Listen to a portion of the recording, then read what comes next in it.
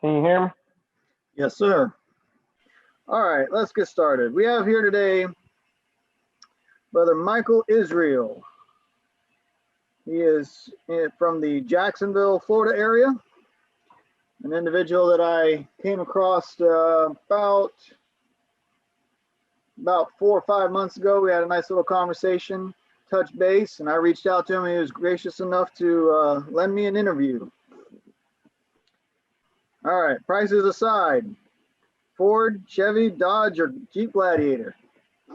Toyota. Which one? The Tundra? It'd probably be a Tacoma, really. But mainly a Toyota, because I'm a mechanic, and when I used to work at Firestone, I could actually see the engineering difference, the difference in the maintenance friendliness of the designs of the Toyota vehicles versus maybe like a Ford Explorer compared to maybe a Toyota 4Runner. You kind of see the difference in how they design stuff. So I have to go with Toyota, man, for the reliability. All right. Almost went with the Tacoma. Nearly bought a Tundra, but I was able to get what I wanted, which was a Ford and the F-150. Thankfully, y'all saved me there because I had enough sense. It was a used Tundra I was going to get. I had enough sense to put it in four-wheel drive, and she didn't do so well when I did that. So the salesman kind of blushed. Okay. Where would be your perfect place to live and why? Perfect place to live and why? Well, right now, we're living as a home community with the end goal of buying land together to live on on the land as a community and live off the land as a community. And the ideal area for me would be somewhere in the northeastern Alabama area. And trying to get into the mountains, huh? Exactly. And for a lot of strategic reasons, and for a lot of reasons that I took into account, ranging from the weather conditions to the temperature to being away from major cities to, there's a lot of reasons that go into wanting to be in that particular area. I like to hear you talk about strategic. A lot of people will say things like they want to go after the richest farmland, or they want something that's close to this lake or this ocean or whatever. But I mean, I guess it's all strategic. It just depends on what kind of strategic you're talking about. Right. Favorite offensive and defensive weapons / technique? Favorite offensive weapon is going to be my AR-15. And my favorite defensive weapon is not being where I'm going to need to be using the offensive weapon. I guess my favorite defensive weapon would be wisdom. That's a good way to put it. Came up with this on another interviewee. When do you draw the line in respect to authorities or things like that? Well, as far as and just let me clarify. So you're saying in a situation where it's time to escalate to maybe getting physical and using force, where I draw the line is, as far as me, I'm a really try to be humble and compliant. Me in particular, my saying for dealing with law enforcement is comply or die. Try to comply with what they have to say. If you don't, and you're just trying to go back and forth with them, you might end up dying. Now, when it comes to my family, there's a very, very thin line where, hey, you start hurting somebody in my family, it's on and popping. That line is gonna be very thin. That's all I could say. Something along the lines of my front gate, right? Yeah, up to that extent. Every man should have that answer when it comes to your own property. Well, over here, right now we're in a subdivision. Like I said, we're trying to get land, but we get on land. There's going to be warning signs like proceed at your own risk. Warning, we only take headshots. We don't even take plenty headshots. of warning signs. Yeah, we shoot, we aim for the throat. Stuff like that is. So by the time I see you up there on the land, you've been warned. You know what I mean? What is the number one issue facing men today? The number one issue facing men today is a spirit of fear. Yeah, it's with just the way Satan has, and just by nature, this beast system is this evil society we live in is. They are turning everything upside down. Everything. One of the main things against men is like fear. That's why, I applaud what you're doing. You were saying you kind of stepping out and you're doing this show. There's fears involved with public speaking, and one of the big fears I found a lot of men deal with is public speaking, approaching people, worrying about what other people think. That's something that's kind of ingrained in a lot of feminized type men, is just worrying about what other people think and this, that, and other. That's kind of, unfortunately, is bred into them as they're growing, as they're growing up, however they come up. I find it interesting. If you pose a question to a group of women, especially the worldly women, Mm-hmm. they will, if you ask them a question about what's an issue with men, what's the biggest problem or something along those lines, they'll give you some kind of answer similar to, men don't want to step up, men don't want to take responsibility, they don't want to lead, they don't, they'll throw out all these sort of wussified men sort of answers. But in all reality, I don't see that being the case. I see when men are given the opportunity to have a family, to lead a family, a vast majority of them actually want to step up to the plate. There is like an ingrained desire to lead, to have the responsibility and to do it right. Of course, Torah helps bring that out, but we're mostly talking about worldly individuals here. But even then, I find that there's a immature women is what it is. They stick a stick of dynamite in the middle of the relationship when things get serious, and then they want to run because now they bit off more than they can chew, and they're the ones that aren't really willing to face homesteading, family building, and just holding a relationship, period.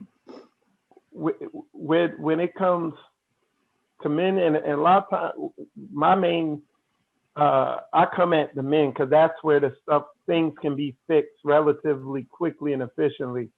When they tell men, you don't have the power, she has the power, she's wearing the pants. And I tell the men, you have to take your power back. You can't ask for it back. They're not going to give it back because they're emotional. You have to take it back, and not take it back like a chauvinistic pig, but you just got to assert yourself and stand firm and not cower, bend, or break under the feminine pressure that she will test you with, because she's going to test to see if you're a real man. All the time. Sometimes they're always testing. That's the so a lot of men is like, well, you need to stand up. And that's their language they speak, called womenese. But you got to read into what they're really saying is, I want you to be a real man and stand up to me and make me respect you. Right. Yeah. I think we would have a much easier, somebody listening to you say that 30, 50 years ago, Mm-hmm. that would click, that would make sense. But today we've got all that feminization in there that messes that up. So they think they know what you're saying, but because they've never seen it walked out, they'll never get there. ultimately, hearing this is only a first step. If this rings with you, if you feel this in your bones, and you're saying to yourself, that makes sense, understand you've got to get around real men. You've got to come seek us out, because you can't just sit here on this channel. You've got to get around real men and see what it's like. Exactly. Yep. And really go through the journey and the process of becoming fearless, because he hasn't given us a spirit of fear. That's something of this wicked society that they still in you. How much of the elements list have you accomplished? So a good amount of it, and a lot, and it's funny because it's literally in the order that it's written in. I went through a season of my life where I was developing as a biblically, I call it a biblically masculine man. So I went through a season of that, and now I'm in a season of a lot of, as far as health over on my channel. I've shifted a lot from, for years I've taught on biblical masculinity and stuff like that. And now if you look at my videos over there now, they've shifted over to a lot of health, proper dieting, herbal cleansing, herbal healing, and stuff along that line, where health is a big concern. And then financially and estate-wise, and as far as my economics, that's one of the main reasons we're doing what we're doing here, living as a home assembly with multiple families under one roof, really developing to a higher level spiritually, but also for the economic benefits of putting what we have together, like they did in the book of Acts, and having all things in common, loving your brother as you love yourself. I'm going to interject right here because you just pointed something that gets on my nerves. And I'm going to reach out. I don't care what ethnic group you are, where you came from, how you grew up. I'm talking to you. When the Chinese came here, they got together. They struggled together. They helped each other out. They built entire parts of town that were little Chinatown. How about little Mexico? How about little Cuba? All these different people came here, worked as a family unit. Even though they did not know each other genetically or family-wise, they still helped each other out to establish each other. But here, we stab each other in the back. We can't come together as one Torah family. There's something wrong here. This needs to stop. We are trying to build the nation of Israel, and we can't get this right. I see this man here is doing some of the best work I've seen around along these lines. The rest of us need to get this figured out. I'll say this too. I've always had a desire to, been real team oriented. Always had a desire to truly come together with like-minded people. And the biggest thing is I'm very much about action. I don't like, a bunch of talking. I'm about that footwork, about that action.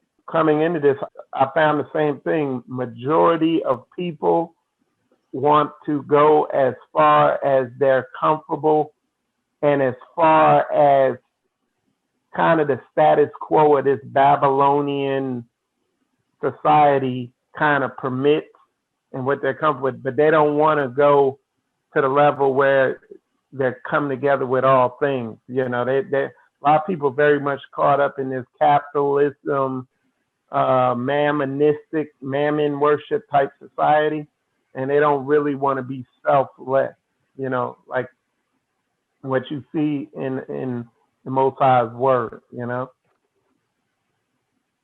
know who I have really enjoyed, who thinks and talks along these same lines?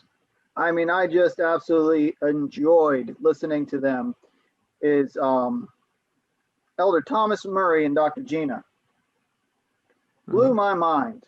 I'm like, wow, here is some the rationale behind the way they speak. As soon as I showed it to my lady, I said, the only thing I can say, I said, watch this. The only thing I can say is maturity. It just oozed with mature talk, think, act. I mean, I was blown away. I loved both of those interviews that I've seen.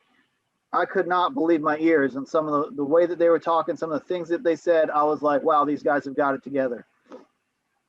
Really thoroughly enjoyed them. Now, are you talking about the interview that was on my show? That was the second one. There was another one with, I think, just Dr. Gina before that. I don't know who interviewed her, but I'm pretty sure there was a one before that because I recognized the voice. Yeah, and I actually I met them in Atlanta, Dr. Gina and Arnold Murray. So that was like last year, and yeah, and they definitely, when it comes to family, they definitely have a good working model there. You know what I'm saying? You know who else I think thinks out the box in a lot of this sort of area is Hondo Solomon. I've enjoyed following some of the stuff that he talks about. Oh, I think I heard of him. Okay. But yeah. Yeah, I mean, if you're trying to pick this material up off of things, let's say the Manosphere on other places in YouTube, you're gonna find when you're building a car engine. I'll say this since we got a mechanic here. You're building a car engine. You can't just put any timing chain in the engine. It's got to be spaced correctly. It's got to be the correct length. Even if you can get things to match up, it doesn't guarantee it's going to really work. There is a precision timing to that chain. That's why it's made to order or made to that specific engine. And when you try and pull the things that the world is advising for men to do, there's one guy out there, I don't know, I can't quote him exactly, but it's something like I'm a shameless hoe or something like that. That's not going to work here. That's not going to work in Israel. That doesn't fit in Torah. The closest you're going to do good with that is when you're already married. And at that point you're married. So let's just stop playing around with what they have and start focusing.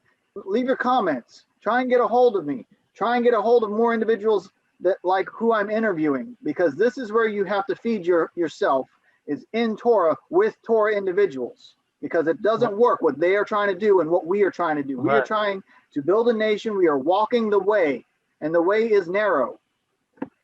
So let's not play games with ourselves. Right. What elements of manhood were you taught as a child? When I grew up, my father was in my life, but he wasn't what I would call biblically masculine man, but he was a masculine man. So he showed me a lot of work ethic, showed me how to work with tools. He was just the example to me of how to be a man, because I'd hang around him a lot. So just how to have masculine gestures, how to talk and deal with other men. And he didn't explain it to me. It's just stuff you see when you're hanging with your father at such a young age. Now,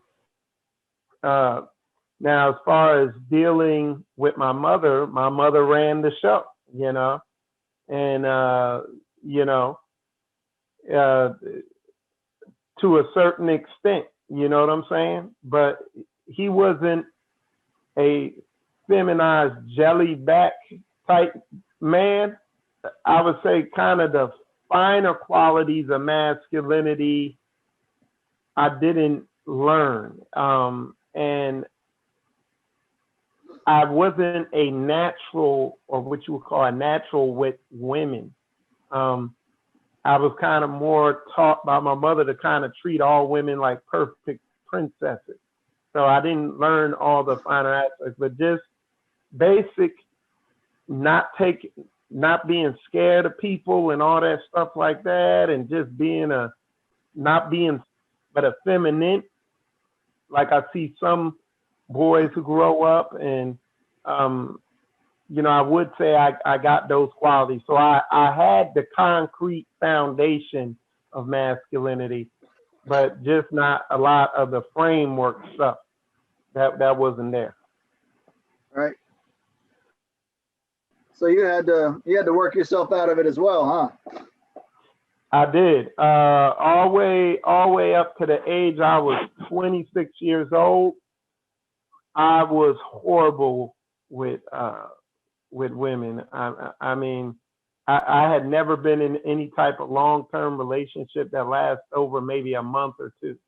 I was just super needy. I was totally clueless on what it took to even, keep a woman attracted or anything. The ones I wanted, I never could get, and the ones didn't really want. Sometimes I would get them, and I wouldn't even know why. And now fast forward, I know why. I got it. I ain't gonna say I got it all figured out, but in that department, I have a lot of wisdom. Yeah. I want to take a second and dive into something that you talked about there. Mm-hmm. Can you explain to the young man and the man on their second or whatever marriage because they screwed up their marriage and got divorced, or especially the young man coming into this, how do you search for a woman? What is the correct way to do it? Somebody might have told them what you're looking for is not at the bar. Okay, that's nice, but they didn't exactly tell them where and how. For example, I might say to that individual, you need to ground yourself in a community and then work with the fathers and the leaders within that community. Oh, okay, I got you. Is that the extent of it, or is there other options? Let's say you're an individual who is in a state that has absolutely no Torah following assemblies in it. You've looked, you've tried, and you're the only guy out there.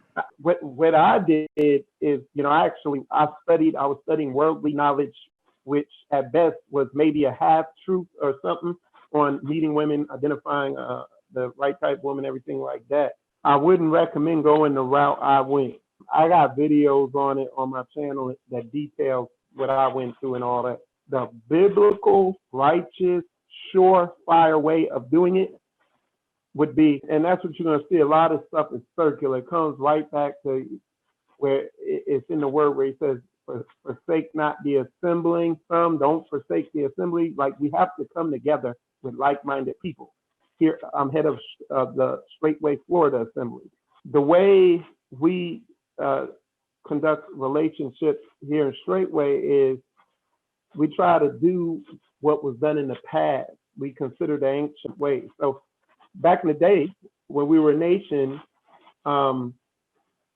if a woman was interested in a man or vice versa, they had to go through the authorities over that individual. So that more than likely that would be their parents, the fathers of that daughter, the father of that daughter, and the father of that son. And they could talk out and then determine whether these people, whether it be a good relationship, and then they can move on from there. Well, we do it similarly here in Straightway. Like, for instance, if there's a single woman that's here in Straightway, and say she's here in Straightway, Florida, she's a part of our assembly, and her father's not in her life, her father's not in the truth, I'm gonna be considered her head. And if somebody is interested in her from another Straightway community or assembly, their head of assembly would reach out to me, let me know, hey, this brother's interested in her. And I might say, you know what? She's still got some stuff she's wrestling with. She's pretty disobedient. We're working on her growing spiritually. She got this thing going on with her and blah, blah, blah. See, I have a working knowledge of what's going on with her. Or it might be vice versa. Hey, this sister's interested in this brother. Okay, I'll reach out to that head of assembly. You know what? That brother don't got a job. He's still got a feminine spirit on him. Blah, blah, blah, this, that, and the other. He's a mess over in this area. Or it might be, this brother is hard working. He does what he's told. He works 2 jobs, blah, blah, blah. You see what I'm saying? Then I'll go back to the sister and said, hey, they said he's a good working brother. He got his stuff together. You have, you got my, go ahead. It sounds like a good thing. Y'all begin talking and courting, Or it might be, hey, you know what? He can't keep a job and he don't listen. He's irresponsible. You see what I'm saying? And you do it like that. And I don't tell that sister, so don't talk to him. I say, but it's up to you. If you want to go holler at him, you can, But there's worse things than being lonely. That's why I tell people, I done seen the war stories. So that's the ideal way. And doing it that way, on the surface, it seems slower because you're not really meeting anybody and nothing's really coming across the radar. So it kind of seems slower on the surface. But like I said, I've been doing marriage counseling, relationship counseling, and all this stuff like that for years now. And I've been in this field since I was 26 years old. I'm 44 now. And I have seen war stories. One of the main reasons I got into this field of, marriage, relationships, being a masculine man, because I saw a lot of death come from people going into this the wrong way, and not having this part of their life handled and taken care of. So what about the individual that, I recently talked to an individual both in Australia and New Zealand. And they're claiming, I'm talking to one that's in Norway right now as well. And they're claiming they are the only ones that they can find around. They can't find anything Messianic, Hebrew roots. They just can't find anything. And what do you say to those who are trying to, they're in the long run, they're making possible plans to come to the States or come to where they know there is one, but they're in their situation that they are now. And let's say they see somebody. What are the qualifiers for that somebody to let them know that they're wasting their time or that they are they're going about it the right way? So there's a couple things you said there. So because number one, never settle. I mean, 3 years is a lot shorter of a time frame than a lifetime. Maybe life in prison, maybe life paying alimony, maybe a life of mental issues,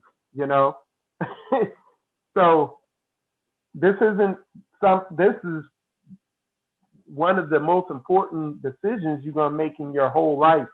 And one of the main predictors of a person's outcome in life, more so than college or education or employment.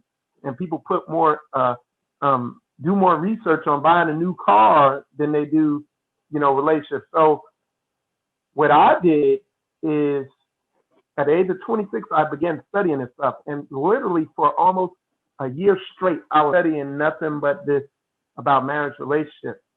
And as I began studying, now mind you, I'm studying worldly knowledge, so I'm out there messing around with women, but I studied it. And even though I wasn't all the way in the truth, I was still praying that y'all would bring me a good wife. Well, about a year into it, and I'm beginning to become successful with women, I realized I needed to move. So I had a better choice of women to choose from. So I moved from Middle Georgia down here to Jacksonville, Florida, and 6 months later, I met my wife. Okay? That makes a lot of sense. Right. So,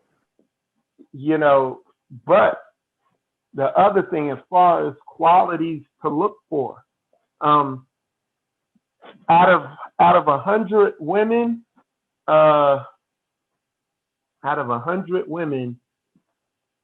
10 will be worth moving forward with. And out of those 10, you'll find maybe 1 or 2 that are worth getting into a relationship with. So those are the numbers we're talking about. Now, I'm not talking about you got to date 100 different women. Majority of these women like for me, are going to disqualify themselves just based on how they're dressed. Right there, that weeds out maybe 70% of them. Then maybe after they weed themselves out, then the other 30, you could just sit there and watch them. You don't even really have to even talk to them. You could just watch them, and you could rule out some more of them. And then after that, you're going to see some that are actually worth talking to. You begin talking to them within the first, maybe for me, within about the first couple seconds of talking to a woman, I could pretty much discern where they're at and weed them out. So that's gonna weed it down to maybe 5 women. Okay, you got Facebook. You go on somebody's profile and weed majority of them, half of them out right there. Just by appearance. And I think a more accurate estimation, maybe 50% of women could be, you wipe them out with appearance. Then you come to the modestly dressed women. So yeah, that's the process. But at the end of the day, being here in Straightway, it weeds, the 10%, like here in Straightway, most of that's been done for you. Okay, so the majority of the sisters here will be pretty right. So before you say the first word or talk to any of the women here, you're going to be able to really have majority of your homework done for you. You know what I'm saying? I agree. So let me recap this in case you don't understand what we're agreeing on here. You are isolated, and you're saying I'm the only Torah believer for miles around. 1, you need to be searching and gearing up to go where it is being done. Community, exactly. Organized group, whatever you want to call it. I'm not going to get into which ministry's right or Hebrew roots, Messianic, Nazarene. I'm not getting into that. Right. I'm going to leave that between you and Yahweh. You're a man. You need to figure this out. When you get that answer, you prep to go there. And if there is a woman that you say, all right, everything he just said, she checks off on, great. Say, hey, will you join me moving down there? And let us sit under leadership for a year before we do anything together. If she goes with you, you might be right. Chances are she's going to say, heck no. And you leave her behind right there. You go do what you believe God has told you to do and where he's placed you, and you set yourself up under that divine government and wait for him to pour in. Because if it takes 5 years before you get married up under that government, that's a pour in. Because you are sitting yourself in a 95% viable versus your 0.1% viable that you left behind. That's the reality of the situation. You want to save yourself the headache, do what you're supposed to do, and become part of community. Right. And see, the thing is, and I wouldn't even say it takes 3, 5, whatever years, like really, because like, for instance, even me back then, when I was, I wasn't in the truth, but the reason why it basically took 1.5 years for me to go from being a 0 to begin dating the woman who was going to become my wife that I'm married to now. The reason it took long, because I was trying to figure out why I was not getting the progress I wanted. And I narrowed it down to, I'm not in the city. And the reason, and the way I figured that out is, I was in the military at the time. I went up to New York City and visited one of my buddies. And then I went on the military. I traveled with the military to Nellis Air Force Base, which is in Las Vegas. And that was in about a 2-month period.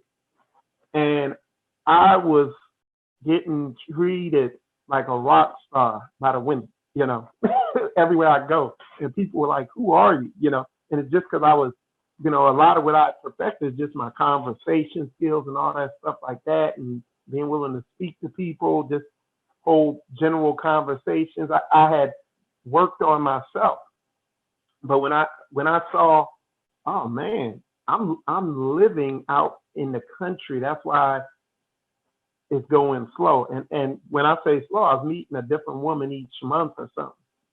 And like I said, by the time I created a life that had me around, what I wanted to do. So, and it all, like I said, it all comes full circle. So it all comes back to Yah. You find a ministry that's teaching the truth and going straight down the middle with the word, and go there. You know what I'm saying? Just like you said. And it's not the time frame. A lot of people, they worship in their comfort or their house or their job, so they don't really want to get something that would truly bring them contentment, like brothers and sisters in the truth and a righteous wife. Yeah, and I wanna also, while we're still here, hit on a temptation, I would call it, and that Okay. is, oh, here's a pretty young lady. She's got all these great biblical qualities going on in her life, but she's still in the church system. That's not for you. Just stop. Yeah. You can introduce her to Torah, and when she runs screaming because you're talking crazy, let her go. Yeah. If she says that's interesting, say, hey, come join or come be a part of. But again, you need to give her a year to flush this out and help and allow her to decide if she is truly Torah oriented or not. She's got to figure that out for herself. You have no business touching anything that is not already Torah oriented. You are not doing yourself a favor. Right. And I would even add, in my experience, what I've seen is these the worst women I've seen and the worst situations I've seen have been Christian women or Catholic women. And you think I'm playing? Oh, man. Oh man, I'm telling you. Yeah. That one took me a while to figure out. I kept saying, wow, I got this one. We came out of the church together. That's a whole different story. We were both searching for the same thing, and we kind of stumbled into. We were friends, all right. We were friends on pursuit of Torah, and then we stumbled into marriage. That's my story, and that's not the same thing. Most importantly, I didn't care if she chose to go another way. I was still going Torah. Let me put it that way. Right. And when both of you have that mindset, now you've got something to work with. Don't tell me I'm going to mold a pot. They're made out of clay. You can't do it with Jell-O, guys. You can't do it with Jell-O. Right. What are your 3 greatest failures in the elements list? Or if you want to word it another way, your 3 biggest struggles in the elements list. Probably finances and paperwork, and not so much as making the finances, but just like the tedious thing of budgeting. But even that as as one of my weaknesses, I've focused on it and put effort and concentration and everything, dedication to begin coming strong in that. All right. Yeah. Another one, like I said, I'm actively working on is estate and basically acquiring something that could be generational, So. Oh man, that generational angle is that's why I've got it in here, that estate planning and things like that, because I think people have a false notion that is for the rich. And actually, I didn't. I don't think I sent you the note. Maybe I did, but the note that I have for how I'm going to flush out the estate planning is, if you are out of your father's house within 18 months, you need to have your estate planning done. I don't care if your belongings fit in a shoebox. To me, that should be established in a 19-year-old's mind from then on. Right. Because Israel giving its wealth over to the government and to the probate courts is garbage. Right. It's garbage. There's no reason for that.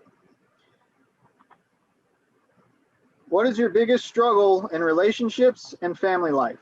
It probably, what happened is, back when I was 26, I went from being, the super nice guy to just really not being so emotional and not getting so emotionally attached to things. And I began going off to the other extreme of that. And then having two daughters, I had to learn to soften up more. And I'm still learning, not to be so hardcore, having that balance. Oh, when did you embrace your manhood? Obviously, you described a little bit of your effeminate struggles and whatnot, but is there a defining point, and at what age did everything change? So what happened at the age of 26, what happened, there was a girl that I talked to, and she actually lived on the same street I did there, and I talk to her sometimes and try to treat her like a perfect princess. So then one day I was getting deployed for a couple months over to the Middle East, and she was like, "Hey, bring me back something." And she was just wanting me to bring her back a little something, just a little trinket or something. Well, I got her a gold bracelet, this little gold bracelet with that Middle East gold. And I gave it to her. She was like, "Oh, it's so nice." When I got back, I gave it to her. And I was like, "Yeah, I'm going to give her this. And then she's going to know I love her. And she's going to want to be my girlfriend, all this, So I gave it to her. And the next time I didn't see her for like another 6, 7, 8 months or something. It was a while. I think it was like 6 months I didn't see her. And so 1 month went by and I didn't hear from her or see her. And I was like, what the heck? Then my birthday came, and when I didn't hear from her, see her, and I was like, you know what? I'm going to get this thing figured out. I don't care where I got to search out. Like, I'm going to figure what's going on with me and these women and all that. And that's when I embarked on the search. That was my defining moment there. So 26, everything changed, huh? Yep. Wow. Describe some of your family culture, the things in your home, the rules and boundaries, the quirks, if you will, the things that make you different from other families because it's you and yours. The biggest thing I've seen with our family culture is the biblical hierarchy of positions or responsibilities, whatever you want to call it, role, the biblical hierarchy of roles. Of course, according to the Bible, I'm the head of the house. My wife, she is, a chaste keeper at home, a helpmeet. She fulfills that role, and I fulfill my role as a head.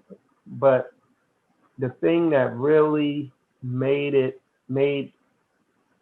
her and myself walk in those roles was being in the proper environment where she's a stay-at-home mother.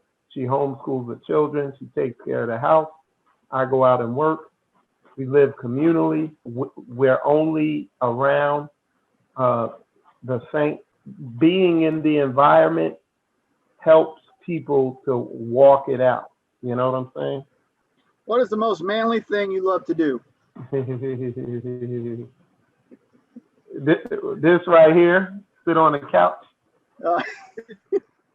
Like a king? Sit on the couch, yeah, and then here probably around 6 o'clock, my lovely wife, she'll bring dinner up to me, and she treats me like a man, that's and then the other manly thing, that's probably the number one manly thing I like to do. I'm married, so Don't mean to that. that might seem strange, especially to some of these women that don't have a clue. and even maybe some of the men that are not married yet. But there is something beautiful to just sit there in your home, maybe in what you might call your chair, and just gaze at what Yahweh has given you, and just be proud of who you are, where you've come from, what he's given you, and where you're going. Just take a moment to dwell on all of those factors.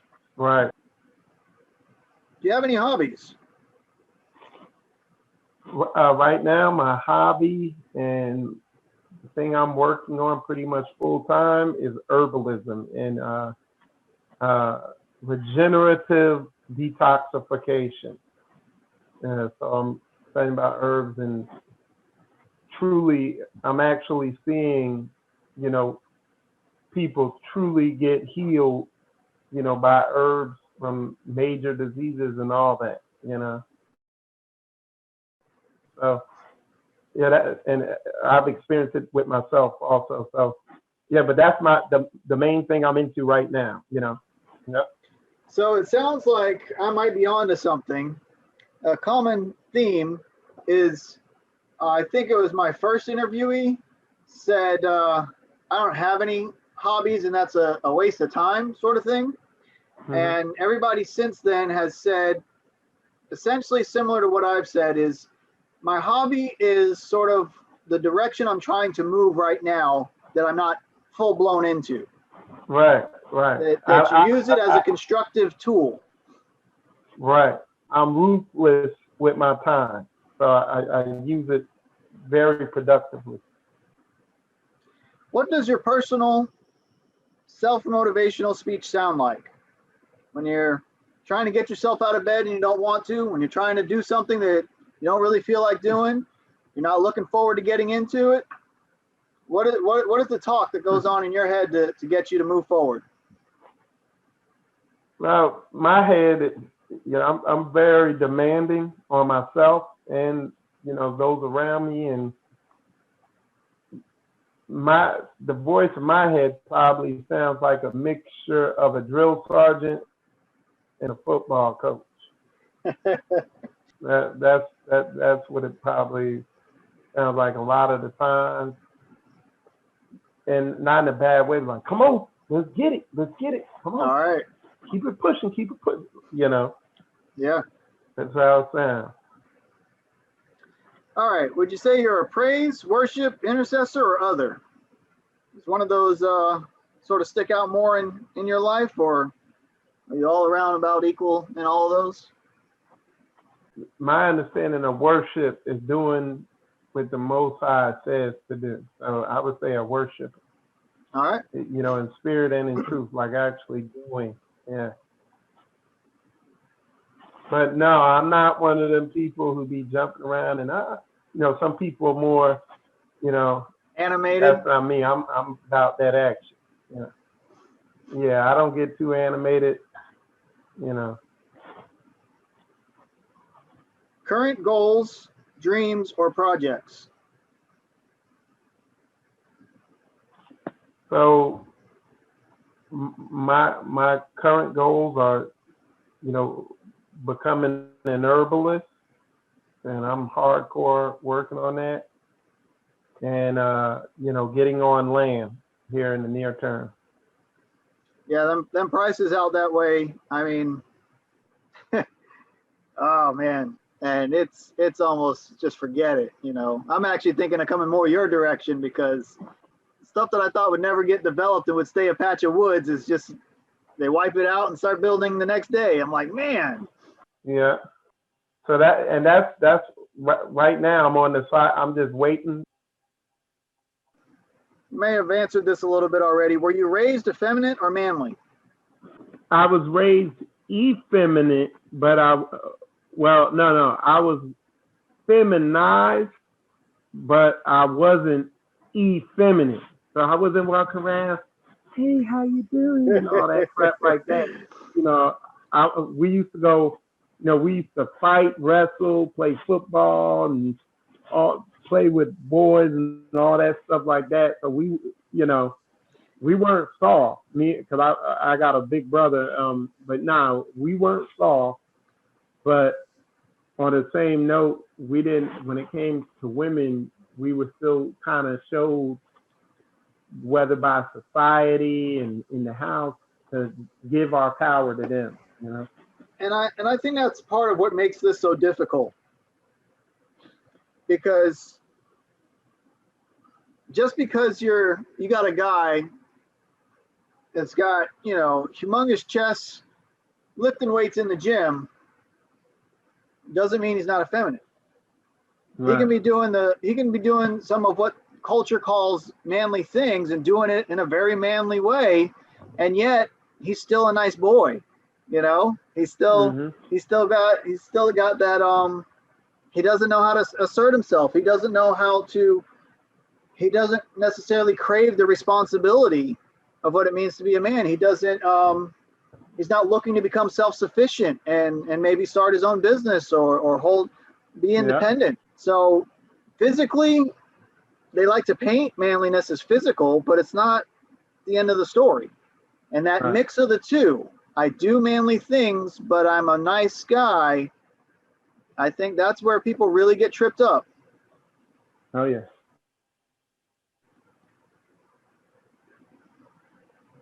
One, 100 or 1,000 acres all to yourself? I guess 1,000 get the most, but yeah, I don't know if I'm able to afford that. All right. Yeah, the bigger the better. I mean, my neighbors are further away. Okay. Fully self-sufficient or a business owner? You have to choose one.